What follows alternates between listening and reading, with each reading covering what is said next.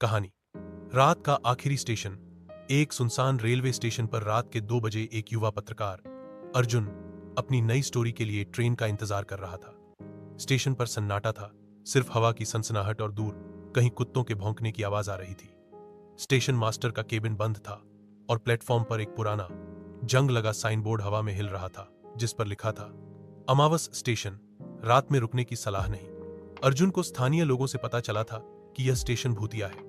कई साल पहले एक ट्रेन हादसे में यहां कई लोगों की मौत हो गई थी और तब से रात में यहां अजीब अजीब घटनाएं होती थीं।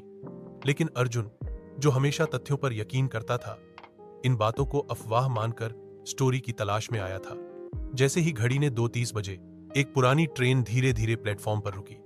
ट्रेन की खिड़कियां धूल से अटी थीं और उसका इंजन अजीब सी खटखट की आवाज कर रहा था।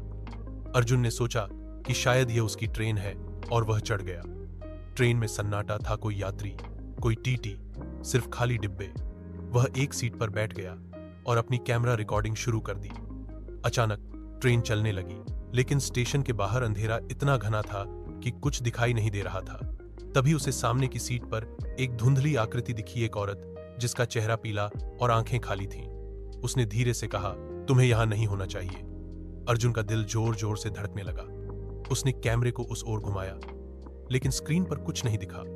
ट्रेन की रफ्तार बढ़ती जा रही थी और अब हर डिब्बे से अजीब अजीब आवाजें आने लगीं, किसी के रोने की, किसी के हंसने की और किसी के कदमों की। अर्जुन ने भागकर ट्रेन का दरवाजा खोलने की कोशिश की, लेकिन वह जाम था। तभी ट्रेन अचानक रुकी और बाहर का नजारा बदल गया। स्टेशन गायब था, चारों ओर सिर्फ जंगल और कोहरा। उस औरत की आवाज फिर गूंजी, यह आखिरी स्टेशन है, अब तुम मेरे साथ रहोगे। अर्जुन ने जैसे तैसे ट्रेन से छलांग लगा दी और जंगल में भागने लगा।